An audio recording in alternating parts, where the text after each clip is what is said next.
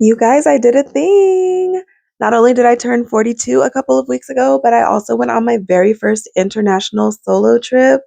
And I want to tell you guys all about it. If you're thinking about doing a solo trip, let me tell you about my experience. And I hope that you are able to make the decision, whatever that may be for you, based on this video. So, first, I'm going to talk about why I even decided to take a solo trip.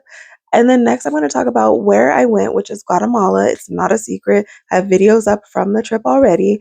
And how it was for me as a solo, single Black woman traveling in Guatemala all by myself. So, I guess I'll just hop right in.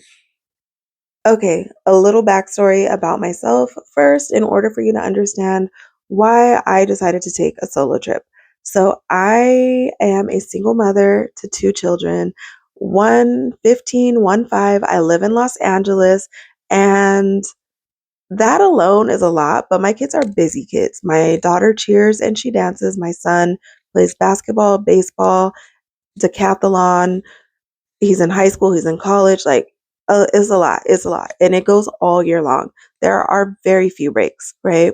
So, I support and encourage them to do all of these things as much as I can. So, in doing that, I often fall to the back.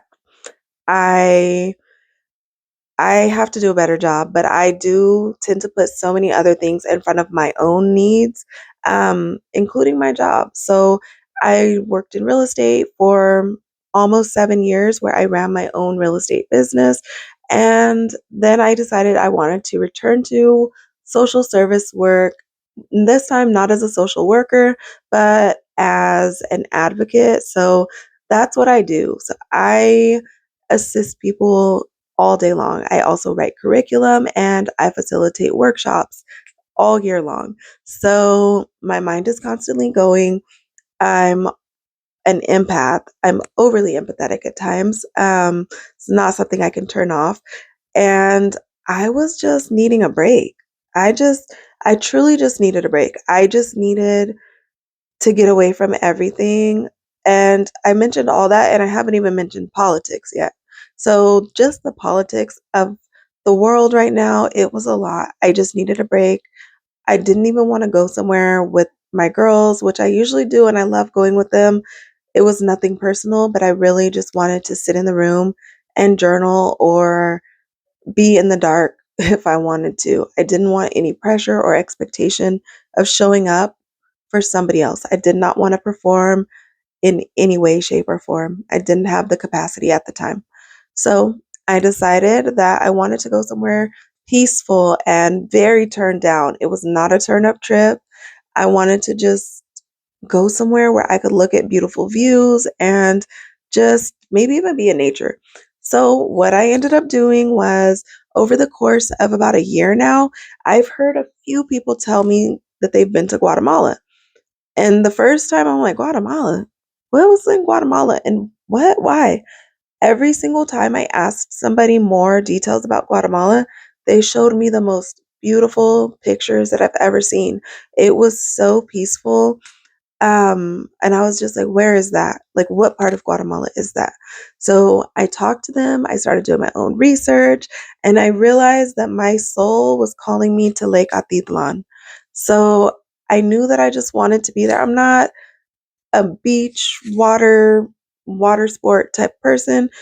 I just was called to that location. That was it. Um, I ended up booking a flight. That's always the first step in my process. I booked a flight and I went back and forth about who I was going to invite with me. And I told them maybe, I'm thinking about, and then in the end, I was like, I'm thinking of doing a solo trip. I was a little worried that I may offend some of my friends, but they were so supportive and I'm thankful for that. And they were supportive, they were encouraging. I planned the trip.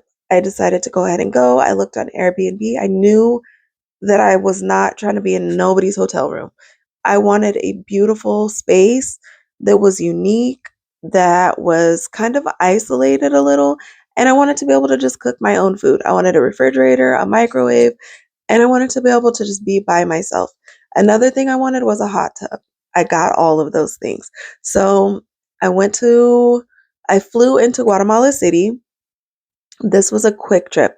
I left April 7th. I came back April 11th. So it was only like 4 or 5 days. So I went, I got there. I was nervous. I was so scared. I was just like, okay, I'm by myself. I don't know anybody here. What am I going to do? Like, how am I going to, you know, I just had like so many, I don't know, like fears that came up that I didn't realize I was going to have until I was actually there and in the moment.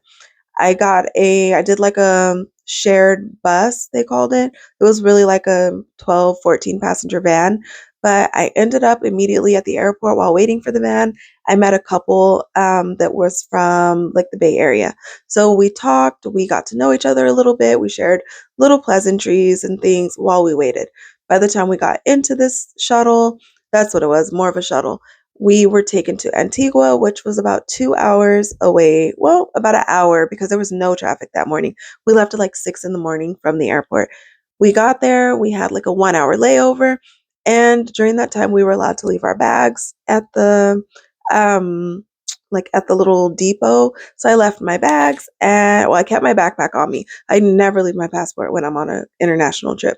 So I kept my backpack on me and I just roamed the streets. It was beautiful. Antigua is such a walkable city. There were actually tons of coffee shops, and a lot of them were already open. By the time we got there, it was close to 8 o'clock. So we just roamed. Oh, I just roamed. I went by myself and I put in different locations that I knew were pretty popular there. And I just walked to them within that short time. And I got to take pictures there. I got to have coffee on a rooftop. It was beautiful. Then on to Lake Antitlan. There are a bunch of little towns that surround the lake. I stayed in Panajachel, so it was beautiful. My room was like a big studio apartment with a small kitchen off to the side, and most importantly, a hot tub looking out onto the mountains. It was such a peaceful trip. And when I went, I was like, I'm not doing anything. I don't even want to leave the room. But I was there for like a day, 24 hours. And I was like, yeah, I'm going to leave the room. So I went on to Viator and I looked for like things that I could do. I ended up booking an ATV trip or ATV excursion. So I called my Airbnb people and I was like, hey, can you have a tuk tuk pick me up? Because that's a primary mode of transportation there are tuk tuks. So a tuk tuk picked me up. It took me into the city and it dropped me off at the location where I was going to be doing my ATV tour. I did the tour. We went to like three little small towns and we tried like local coffee, local chocolate. We saw how cacao is turned to chocolate. Like it was such a cool experience. Definitely worth it. That excursion was maybe like $55, $60. It wasn't bad. It was like 4 hours. What else? Oh, the next day, I decided I wanted to go ziplining. I went to the nature reserve in Atitlan and I did ziplining. It was probably about the same price and it was probably about the same time length too. But I ended up just staying at the reserve, walking around, capturing videos, pictures, taking it all in, and just having a beautiful time. I did have one day where I just chilled and I roamed the streets. I got a pina colada and I just had a really good time. Now, what was it like for me as a woman there? It was so safe. Like, I felt so safe. But remember, I was not in the city.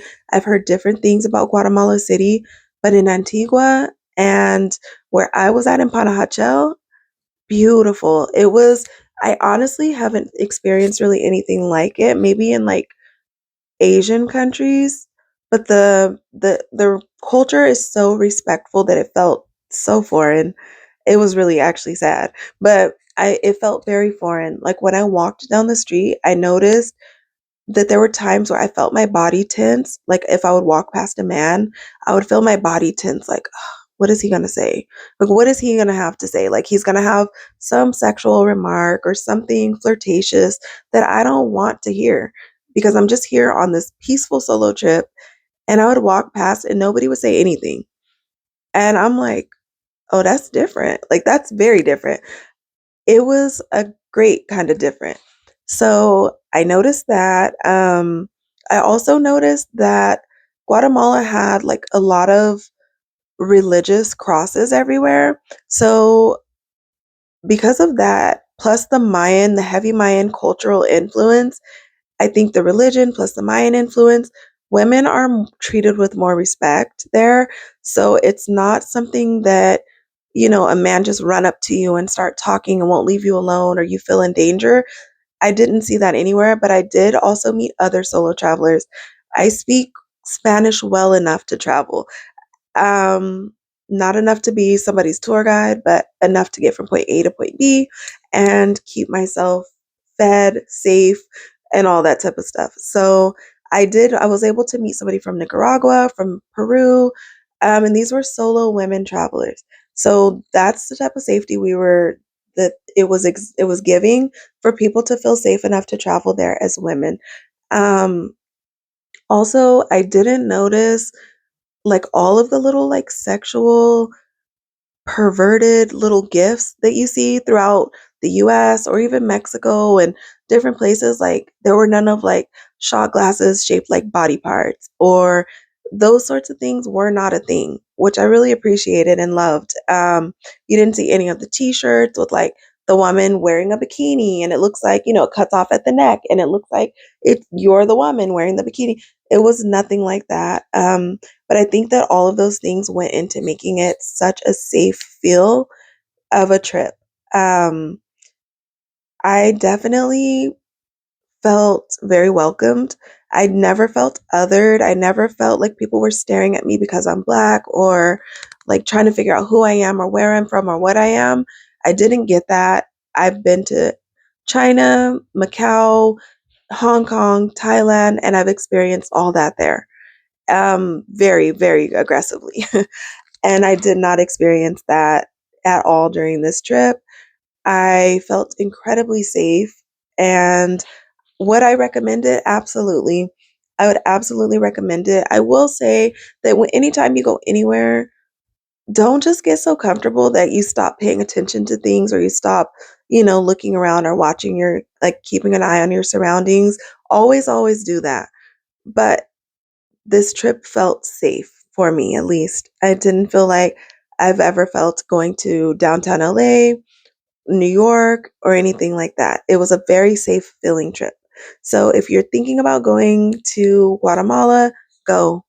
If you're thinking about what you should do when you go there, please drop a comment and I would love to share my itinerary with you or just even some suggestions because there were plenty of things that I did not even get to do. I am planning a trip back for later this year, but I didn't get to do a lot that I would have loved to do. So if you have questions, go ahead and drop them below and follow for more content like this.